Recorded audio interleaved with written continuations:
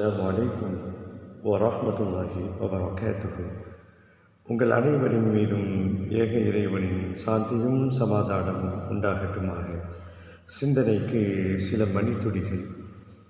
இஸ்லாமிய மார்க்கம் நடுநிலை மார்க்கம். எல்லா அம்சங்களையும் நடுநிலையோடு போதிக்கின்ற மார்க்கம். இந்த மார்க்கத்தை பின்பற்றுபவர்கள் நடுநிலையாளர்களாக இருக்க வேண்டும். எதையும் அளவு கடந்து யோசிப்பதோ நம் பாணியில் சொல்கிறதாக இருந்தால் பக்தி முத்தி போனாலும் அது ஆபத்து தான். சில சகோதரர்களை பார்க்கிறோம், ரொம்பவும் பயபக்தியோடு தொழுவார்கள், எல்லா இபாதத்தும் நடக்கும். இந்த மார்க்கத்தினுடைய ஞானம் அவர்களுக்கு இல்லாத காரணத்தினால இவர்களாகவே தேவையில்லாமல் சில விஷயங்களை இவர்களாகவே ஹராமாக்கி கொள்வார்கள். கல்லூரியிலே படிக்கக்கூடிய ஒரு இளைஞன் கல்லூரியிலே படிக்கிறான். அங்கே ஒரு இளைஞனுடைய தோழமை கிடைக்கிது. அந்த இளைஞன் ஒரு பள்ளிவாசலில் போய் தொழுது அங்கேருந்து 40 நாளைக்கு வெளியில் போகக்கூடிய அந்த பழக்கமுடைய இளைஞன்.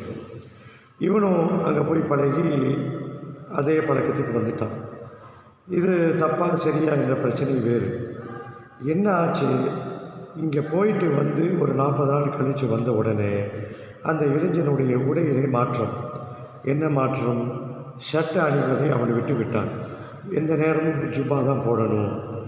அப்போது இந்த பக்தி முத்தி போனதின் விளைவாக மார்க்கம் ஞானம் இல்லாத காரணத்தினால சட்டை போடுவது ஹராமு, ஷூ போடுவது ஹராம், இப்படியெல்லாம் மார்க்கத்தினுடைய ஒரு சரியான புரிதல் இல்லாதவர்களுடைய வழிகாட்டல் மூலமாக பக்தி முத்தி போனதினால் அந்த இளைஞன் தவறான கொள்கையிலே இருக்கிறான். யார் எவ்வளோ விளக்கம் சொல்லி போன பிறகும் கூட இந்த சட்டை போடுறது யூதர்களுடைய கலாச்சாரம், ஜுப்பா தான் முஸ்லீம்களுடைய ஆடை அப்படின்னு தவறாக புரிந்துக்கிட்டு ஒரு வரட்டு பிடிவாதமாக இன்னும் இருந்து கொண்டு இருக்கிறான். இது ஒரு சின்ன சாம்பிள். இதே போல் நம்மிலே பலர்கள் இருக்கிறார்கள், ஒரு சரியான கைடு இல்லாதனால, வழிகாட்டல் இல்லாதனால மார்க்கத்தை மனமோடு போக்கிலை பின்பற்ற ஆரம்பித்துவிட்டு இவர்களும் வழிகெடுக்கிறார்கள், மற்றவர்களையும் வழிகெடுத்து விடுகிறார்கள். இது போன்ற மனிதர்களிடத்திலிருந்து எச்சரிக்கையோடு கொஞ்சம் தூர விலகி இருப்போம். இறைவனுடைய அருளை பெறுவோம்.